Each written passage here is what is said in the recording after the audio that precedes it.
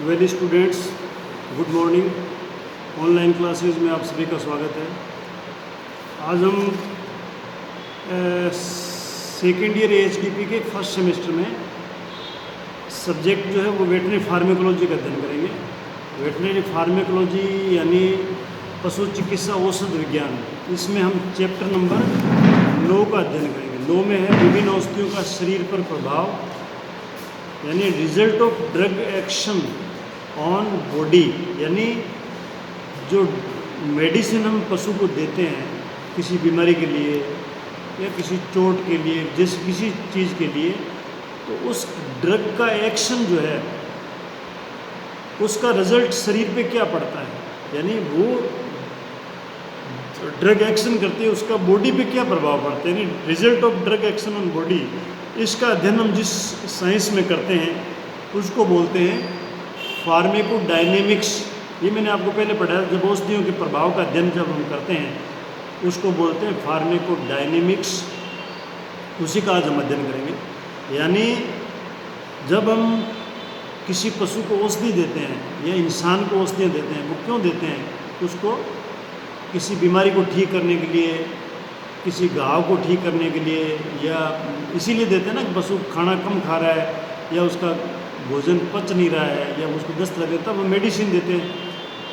तो जब हम औषधियाँ पशु को देते हैं तो वो साधारणतया क्या करती है, किसी अंग की क्रिया को बदल देती है, यानी उस अंग की जो क्रिया है उसको बदल देती है, उसमें चेंज कर देती है, कुछ उसको कम कर देती है या उसको ज़्यादा कर देती है, न कि कोई नया कार्य करने की क्षमता पैदा नहीं करती उसमें। इसको आप कैसे समझोगे? अगर आपने किसी पशु को भूख लगने के लिए कोई दवाई दी, तो पेट में जाके उसने पेट में जो ग्रंथियां हैं, भूख लगने वाली ग्रंथियां जो है जो सीक्रेशन करती है, वो सीक्रेशन ज़्यादा करेगी या लार बनेगी पशु के, जिससे भोजन पचेगा, पशु को भूख लगेगी। लेकिन इससे अच्छा क्या हुआ कि उसने वो जो काम करता है उसमें कुछ वृद्धि कर दी। हमने उसको भूख लगने के लिए मेडिसिन दी तो उससे भूख ज़्यादा पशु को लगी। लेकिन क्या ऐसा हो सकता है कि भूख लगने के लिए आप दवाई दो और वो पशु जो है वो उसके मतलब क्या है कि कोई पेशाब की तकलीफ़ दूर हो जाए, या मान लो पशु मतलब क्या है कि उसके कोई बयाने में प्रॉब्लम हो वो ठीक है, ऐसा तो नहीं हो सकता ना। यानी जो काम के लिए जो देते हो आप, उसी ऑर्गन के या उस टिश्यू के एक्शन को, क्रिया को बदल देते हैं, यानी कम ज़्यादा कर देते हैं, न कि कोई नया काम, कोई नया कार्य करने की क्षमता पैदा नहीं करते हैं। इसका मतलब ये है। अब जो शरीर के ऊतकों पर, जो शरीर के जो टिश्यू है, उन पे जो औषधियाँ क्या प्रभाव डालती है उसका हम आज अध्ययन करेंगे। तो वो कई प्रकार से प्रभाव डालती है। एक प्रभाव डालती है जिसको हम बोलते हैं उद्दीपन। उद्दीपन को हम कहते हैं स्टिमुलेशन, स्टिमुलेट करना, उत्तेजित करना, उसको उद्दीपन बोलते हैं।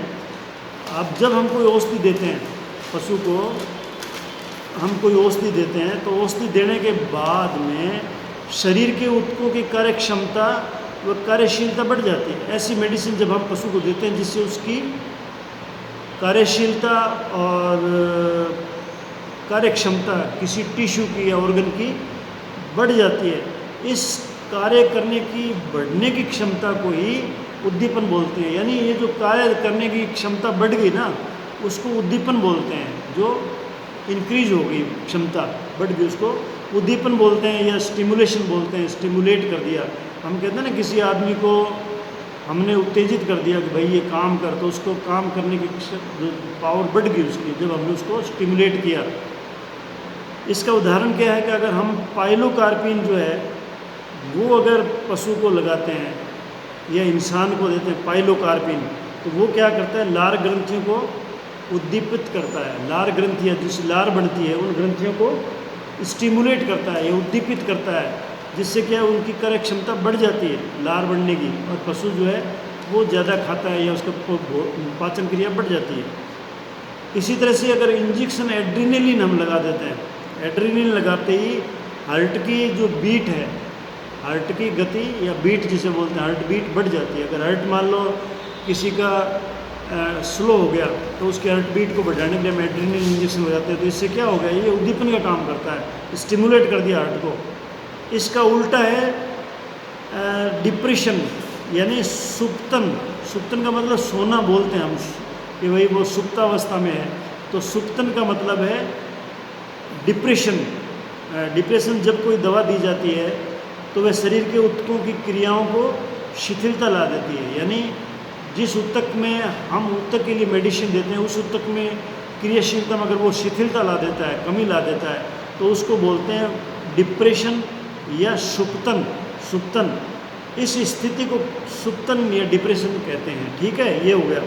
इसका उदाहरण क्या है? इसका उदाहरण ये है कि अगर इंजेक्शन सिक्विल जो है, सिक्विल इंजेक्शन अगर हम पशु को दे देते हैं तो पशु निढाल और सुस्त हो जाता है, उसकी क्रिया विधि रुक जाती है, सुस्त हो जाता है पशु। ऐसे ही अगर हम मान लो बारबिचुरेट जो है वो सेंट्रल नर्वस सिस्टम को डिप्रेस करता है। बारबिचुरेट, अभी मैंने आपको सर्जरी पढ़ाई थी तो सर्जरी मैंने आपको IV anaesthetic, general anaesthetic, IV general anaesthetic पढ़ाया था। उसमें मैंने बारबिचुरेट और नॉन बारबिचुरेट पढ़ाए थे। तो बारबिचुरेट जो है वो अगर हम पशु को देते हैं तो वो सीएनएस, सेंट्रल नर्वस सिस्टम, जो तंत्रिका तंत्र हमारा सेंटर का है, ब्रेन है, उसको डिप्रेस कर देता है, ब्रेन को डिप्रेस कर देता है। ऐसे ही अगर हम क्यूनिडीन जो है, क्यूनिडीन साल्ट अगर देते हैं पशु को तो वो हार्ट की रेट को सुस्त कर देता है, हार्ट की बीट को सुस्त कर देता है, हार्ट उसका स्लो हो जाता है अगर उसको क्यूनिडीन दे देते हैं तो ये क्या करता है? सुप्तन अवस्था बोलते हैं इसको, इसको डिप्रेशन बोलते हैं। नेक्स्ट आता है इरिटेशन, जो प्रभाव है, result of drug action on body. इसका तीसरा रिजल्ट होता है इरिटेशन या जलन जिसे बोलते हैं। इरिटेशन या जलन यानी हम किसी चीज़ को अगर शरीर पे लगाते हैं तो उससे हमारे शरीर में जलन होती है या इरिटेशन होता है, उसको बोलते हैं जलन या इरिटेशन।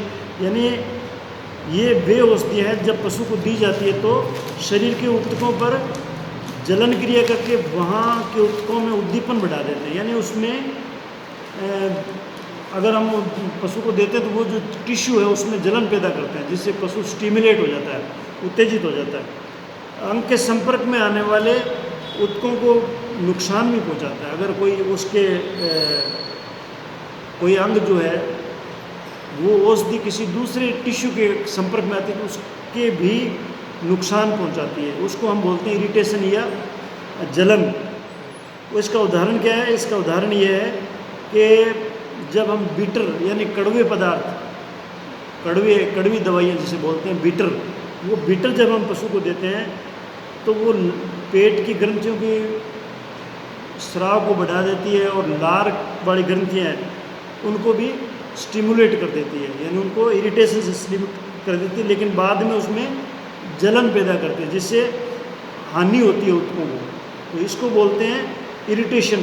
कई बार क्या होता है, कुछ मेडिसिन जो है वो एक ऑर्गन के लिए तो उत्तेजना का काम करती है और एक के लिए वो डिप्रेशन का काम करती है। इसको कैसे समझें? जैसे एसिटाइल कोलिन है, एसिटाइल कोलिन, ये आपने पढ़ा होगा। एसिटाइल कोलिन जो है ये अगर हम पशु को देते हैं तो वो इंटेस्टाइन की जो स्मूथ मसल्स है, इंटेस्टाइन की स्मूथ मसल्स को उद्दीपित करती है, उनको स्टिमुलेट करती है।